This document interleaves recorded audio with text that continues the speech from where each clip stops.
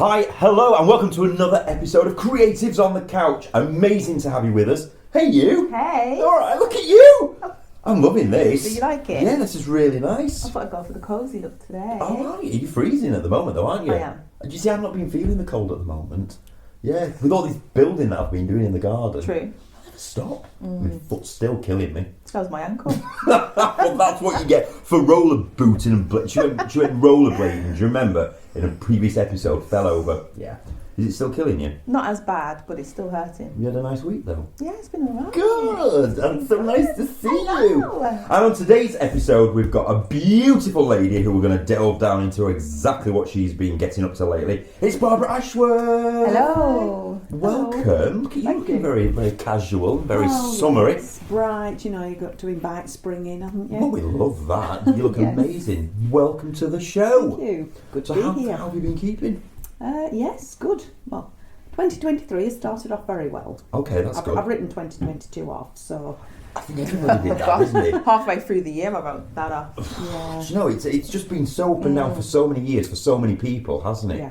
Yeah, how did you cope with all that? Were you okay with the lockdown side of things? And Yes, mostly. I joined a group called the Caravan Theatre, which we had Zoom meetings and we did lots of monologue readings and then short plays that people were writing. They wanted to hear them, so we performed them.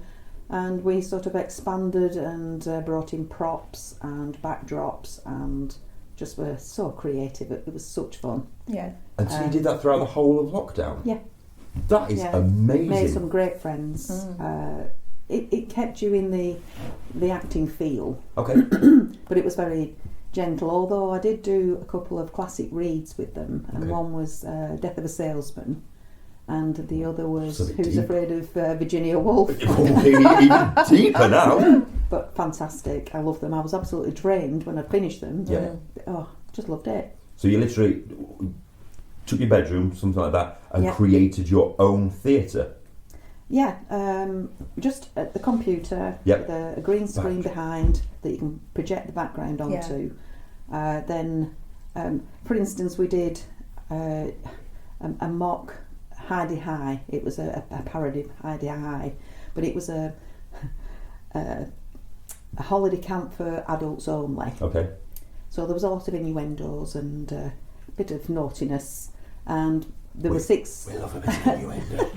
There were four people in it, and each of the ladies, us three ladies, we played two parts. One was a man, one was a woman. Okay.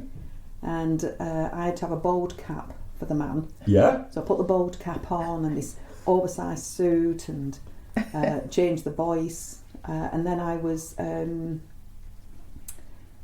Peggy, their version of Peggy, Okay. or Prenny, as Okay. I was. And she was all the dithery. Yeah. Yeah, and she was pregnant as well. Okay. I mean, pregnant. I'd be rich, wouldn't I? Heidi High was one of the greatest comedies that's ever been written and ever created. In this, what Paul Shane, the gorgeous Ruth Malikan, Sue Pollard, Jeff Holland, what they created was It's brilliant. sublime. Yeah. It was comedy perfection. Yeah. So how did you play the Peggy character? Were you completely like Sue played her in the TV show? To a certain extent, yeah. She was dizzy. Yeah. And she had lots of hair and Preggy, that was her name, Preggy. Preggy. You can get away with that. There's Yeah. no copyright. Yeah, and it was swapping between the two characters. What we did though, we filmed all the lady roles and then we filmed all the men roles, and they were edited in by a lovely man who lives in New Zealand, Oh, wow. called Rex McGregor, and he Wow. edited it all together and it came out really well. So what's this group called? It's called Caravan Theatre Productions. And are you still part of it now? Yes, still? yeah. We only get together sort of once a month. Well, we're trying to get together once a month just to read some new stuff. And have you taken it off the screen to meet in public, or do you keep it still on? The only time we met in public, not to perform, Yeah. was 2 years ago. I was able to go down to Birmingham.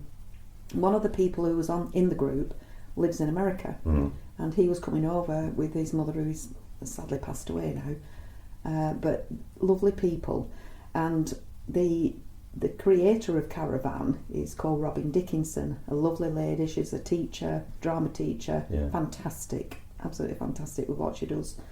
And she said, wouldn't it be nice if we could get a few of us together and meet up with Jeff and surprise him?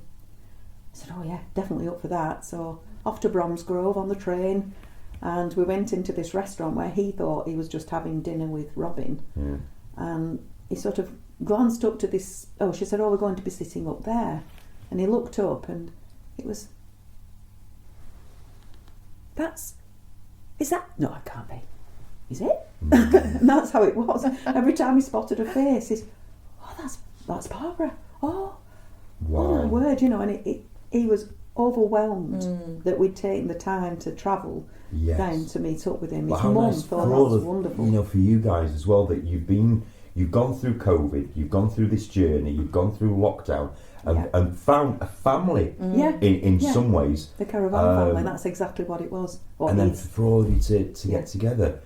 Things like this were happening all over the country, weren't they, really? Yeah, because like myself, I was doing acting classes online, but it's the best time I've ever had because we connected with actors in Dubai, in LA, and that would never have happened if it wasn't for it wouldn't, would for it? lockdown. Because you wouldn't have made the effort. No, and they just wouldn't have been there. Those acting classes would not have even been online. No, if it wasn't for lockdown. So it was a very sad time, but it was. I find it quite cathartic, really, and quite cleansing. I mean, we were all going through hell. It was the worst thing that's been thrust upon the world for a very, very long time. But that pressing pause and stopping, I found really refreshing and cleansing. I cut a lot of dead wood out of my life, and I reevaluated what I do as a person and the journey that I'm on. And I'll put my hands up and say, doing nothing, I absolutely loved. I really, really enjoyed that stop, breathe, and then reevaluate. Yeah, it was nice. I mean, I did some of those quizzes. I only did about 4 though. Quizzes? And the online quizzes. Yeah. And then I'd had enough of those ones as well. I just went back to MasterChef Australia. I love it. So, where are you from originally? Where was your childhood? In Burnley, where I still live. You still live? Yeah. I had a 2-year break in Kendal, which is where I started my amateur theatre career, if you want to call it that. Okay. So I was born about 2 minutes drive from where I live now, in the house that I lived in. Right. It was a home birth. Really? Wow. Is the house still there? Gosh. Yeah, it's still Oh, there. sick. How nice. Yeah. We got a blue plaque yet? Well, me and my sister are waiting for it to go up for sale again, and then we can go and see what they've done Go to and have a it. look at it. We need that blue Because it has been plaque. changed, but inside anyway. But all the memories, all the streets. It's still the same. Yeah. That's nice though, isn't it? Yeah. That's quite Yeah, nice it's actually. lovely. So how long have you been acting for? Started in 1988. Right, okay. Quite by chance, really. We'd moved to Kendal. I didn't know a soul. I had a 2-year-old son. The weather was atrocious, as it is in summer, British summer. I couldn't get out and meet anyone, so I got a bit bored and lonely. My husband was working more hours than normal because he was setting up the electrical wholesaling branch. I thought, I've got to do something, so I said, I fancy having a go at singing. So I went to Kendal Choir, and he said, oh, we'll audition you. What range, what do you sing? And I said, I haven't a clue. I'd be exactly the same. No idea. Could be alto, could be, I don't know. Anyway, we did the audition, and he said, oh, definitely soprano. Come and sit here on the front row. So I'm sat in between these ladies, and they get their books out. Can't read music. Yeah. Which is a big stumbling block to start with. So they open their books, and I thought, what's that? Latin. Oh, Latin. And they start singing, and I'm thinking, oh God, I can't do this. Yeah. Anyway, he said, we're doing a show in a couple of weeks. You can be in it if you like. And, oh, right, okay. We'll see. Good girl. Anyway, a couple of weeks, a couple of rehearsals, or a couple of times that I went. thought it's not what I'm looking for. I want more fun. So I talked to him and he said, no problem. Kendal Amateur Operatics and Dramatics. Nip up there. You won't need an audition. I've recommended you. So off I went and started a couple of years of fun and entertainment. We did Kismet. Wow. The musical. Oh, if you've never seen it, No. watch it. The music is sublime. It is perfection. Goosebumps, The story, isn't it? it is. Yeah. I was a harem girl. Oh. And I had this lovely What's that? harem girl. Yeah. It's where she's a dancer to the emir and she feeds him grapes and all this, and she's in this skimpy little. Oh, nice. Can we get some Floaty. grapes, please? Some of the crew, bring me some grapes, please. So yeah, and there was a moment we would do. Fortunately, it was a dress rehearsal, Yeah. and we had to carry. Do you know what a litter is? Yeah. Yeah. So we carried the litter on. There was 6 ladies carrying this litter on, and we put it at the front of the stage, and the emir sits on it, and I go and sit next to him and look adoringly at him. And when we finished, we stand up to take the litter back off, and I stood on this elasticated waisted skirt, Yes. and it shot down to the floor. And I didn't wear Bridget Jones' underwear at that point, so Okay. you know. Well- Yes, so it caused an uproar with the crew and everything. Well, I bet the And, audience loved it, didn't Oh no, they? it was a dress rehearsal. So Oh, right, okay. Fortunately, Oh, You what a lucky. shame! oh yeah. No, I on the nights, performance nights, I Your made sure elastics were that, tight. no, I made sure that it was up off the floor, and when I stood up, I definitely didn't stand on it. Bless you. Don't do that twice. No. Well, you never know. We've got another 15 minutes left yet. Anything can happen. Yeah, so went on from there. I did a G&S, Gilbert and Sullivan. Lovely. That was fantastic. Yeah. The Sorcerer, beautiful, just beautiful. Then my husband got taken back to Burnley with his job. Went with another society. Did Anna Green Gables, the musical. What? We'll go into that one in 1 minute. I didn't even know that was a thing. Hold steady for Anna Green Gables, the musical. We'll be back with you in a couple of minutes here on Creatives on the Couch.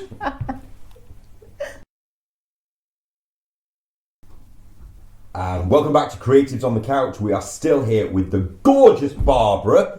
We were just going to go down the Anna Green Gables, the musical. Yes. Is that a thing? It is. Yes, you don't see it very often, but Never heard it was of very sweet. The story of Anne of Green Gables, but with lovely music to it. The accents were a little bit dodgy, I think. North American, sort of Canadian kind of accents. Do you know, but, that is one accent I can't do. I can never do the It's American all one. about. What? About. About. I'm about something. All right. Are you messing about? Yeah. It's about. Oh. That's the only word I can remember. Because it was one they kept picking up on. It's just. Are you any good at accents? No, I'm not good at all. No. I need to do accent training, I actually. do. It's important. It's More. one I can do a few, but I can't do the Americans and stuff like that. In fact, I was literally asked last week, "Can you do it?" I was like, "Sorry, I know my limits. I know what I'm good at. Can't do that. No." So we went on from that. Okay. And we were supposed to be doing Chicago. We were going to be the first society to do it. Wow. Unfortunately, the funds that they got together sort of disappeared. That's a shame. So we had to fold. So You mean they were nicked? yeah. What? basically. Yeah. Someone ran off with you. Telford. Someone Yes. ran off with your funds Yeah. for Chicago. They had it coming. Wow.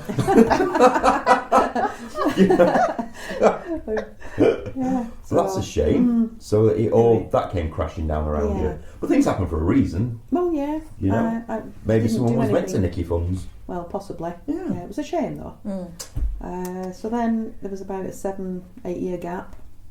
2001 went to watch some friends in a play called The Apple Cart, a political American drama.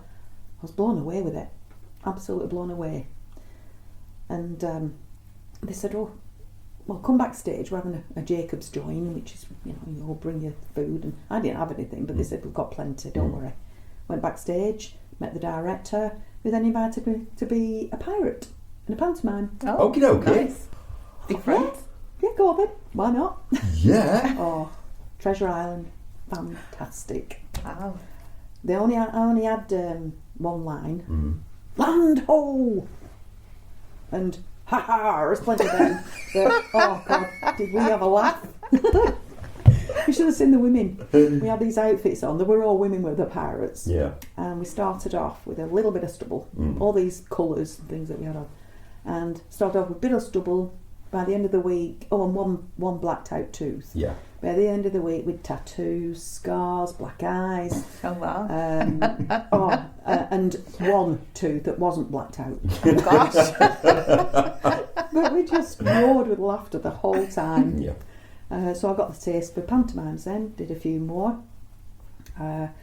Also did plays with the same society, which I loved. The one standout moment of my first play was I had some shiny pants on. I was a dress designer and I got these shiny trousers on. They sat me on the sofa near the front of the stage and I was so nervous that the legs were going shaking and unfortunately the lights were on the shiny trousers and they made it even more visible. So it was a case of trying to squeeze tight and then you sort of get cramp.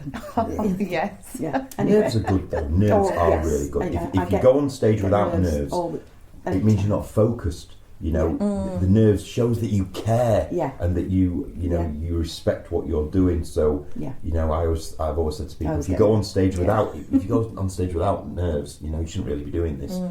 You know, I mean, when we do this, you know, as they're counting down and we're about to start, I always get like a butterfly. Because it's important and it means a lot. I'm laughing because I've not done any kind of stage work, but I had to step in last minute for a quite famous American artist as a dancer a couple of years ago. And I was like, yes, I'm going to do this, not a problem. I got on stage and for the first probably minute of the song I forgot everything. I literally got stage fright completely. So I don't think I could do theatrical work, to be fair. You said I keep trying to get you into panto, He keeps trying to do it. So we've got to do panto together. The nerves will it's get a bit more the best of me. relaxed, isn't it? And you know, But you still have to be completely 100% focused. oh yes, You know, you've got to be part of the team. But I think you do you really, think especially so? me and you together. Maybe. you would so enjoy it. Yeah. You really would. It's just the nerves. Really? Yeah. But what about when you're doing your award shows and you're presenting stuff and That's everything? different. That's just speaking. I'm fine with that. But Are you? I think that scared the life out of me because Traumatised you hear about stage fright, but to Yeah. actually go through it yourself, I don't think I could do it. Take my hat off to you both. No, it's nothing. It's not. So you've done, obviously, aside from the theatre work, how's work been like for television, films? Has that ever been part of your like psyche or genre? To be fair, no. In 2014, I had to leave work through ill health. In a nutshell, I got carbon monoxide poison over 4 years at work, and it caused a lot of problems health-wise. I think I remember I was talking about this. Was that in an office? And was it above you? Yeah. Oh gosh. The vent? It sits in pockets, does carbon monoxide. I remember me and and you there's talking no about this. airflow. Oh gosh. And they didn't know what it was. I saw so many doctors, had so many scans, blood tests, x-rays, all sorts, everything. And they still couldn't put a finger on what was wrong with me. I got laryngitis for 9 weeks one year and for 3 months the next year, and just one thing after another. And eventually it was the boiler that broke that got somebody in to check it and said it had been leaking for years. Oh god. That could have killed you. It could have. I mean, there's no taste, there's no smell, there's no sign, is there, at all? No. You know. No. It's Anyway. baffles me. All it takes is a carbon monoxide little alarm. Little test, yeah. All it takes is to get the boiler serviced every year. That's something that you need to do, isn't it? It's legal duty yeah. if you're a landlord or business owner, I'm sure. Well, I would have thought so. Well, I said, I mean, you can go into any supermarket or anything and $6.99 or whatever it is, and get the little test, have that on your desk, and you would have known instantly. Yeah, you would. How bad? But anyway, eventually, let's say 2014, I left, and I was at rock bottom health-wise. And my husband, he'd actually retired the year before, and he'd been offered a job for a couple of years, and he said, yeah, I'll do it for 2 years, and said to me, got money coming in, go and do what you want to do. I just fancy being a sporting artist. I'll find out what I can about it. Made some errors with the agents I went with, but it's all a learning curve. Oh, yes. Went on a couple of programmes and thought, I'd like to do this. I want to know more. So I joined an acting class at Stirling Academy in Bolton, and I did foundation and advanced masterclass, and then fantastic 6-hour workshops on a Sunday. Not every Sunday, but whilst we were in there, we were in character the whole time, apart from when we broke for lunch, back in character. And if we were in a contained space, like in a lift or something, you could not go to the toilet, because if you were stuck in a lift, you can't go to the toilet. Oh my, so right. we So stayed in character all that time. I love that. It was improvised. It was fantastic. And the storyline, you were given a name and a scenario, and you just built up the dialogue with your fellow actors, who were all different characters, all got different agendas. It was unbelievable. I mean, there were so many different scenarios that we did. There was one in particular where I played a paraplegic. Okay. And we were in a therapy session, and we were talking about how we'd all got our injuries and things. And I was talking about it, and it was a hit and run, and I was remembering it and how it had not destroyed my life, but it had made life very difficult. And I started to cry, but I couldn't do anything about the tears. I just had to let them roll off my face, Of course. because I couldn't move. Yeah. And the teacher said, use that as an example to people in future classes, which I was really proud of. So yeah, I enjoyed those, because I think it helped me develop my acting ability.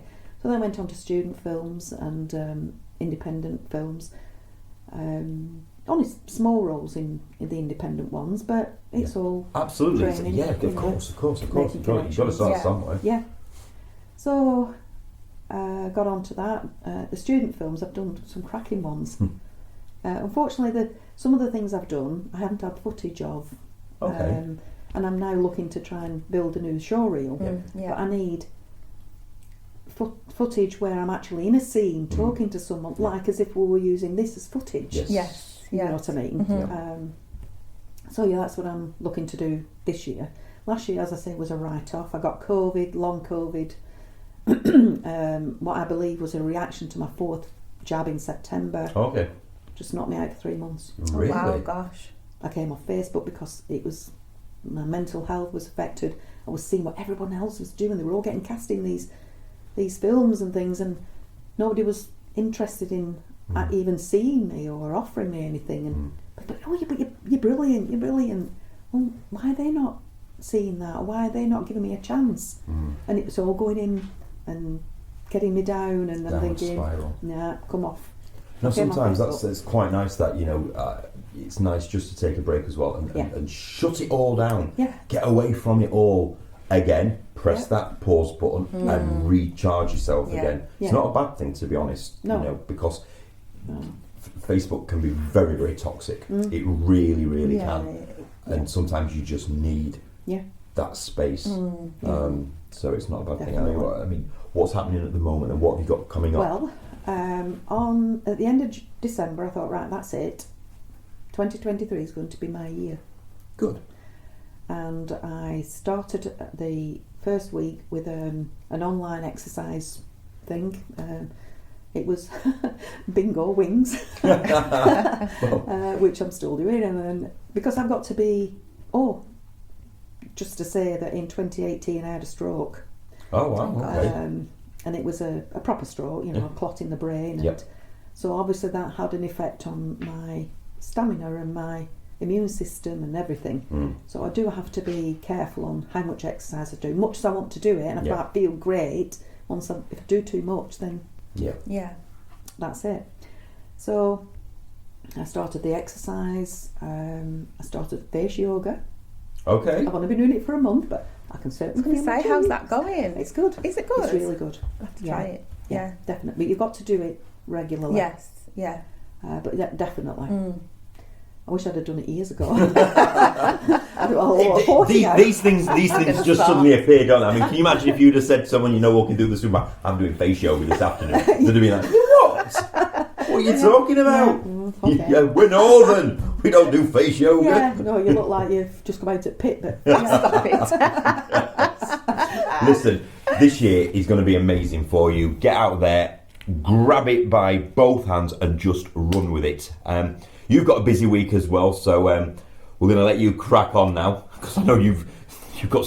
She never stops. It's unbelievable. Barbara, thank you for being on the show. For everybody watching at home, we will see you next week for more Creatives on the Couch.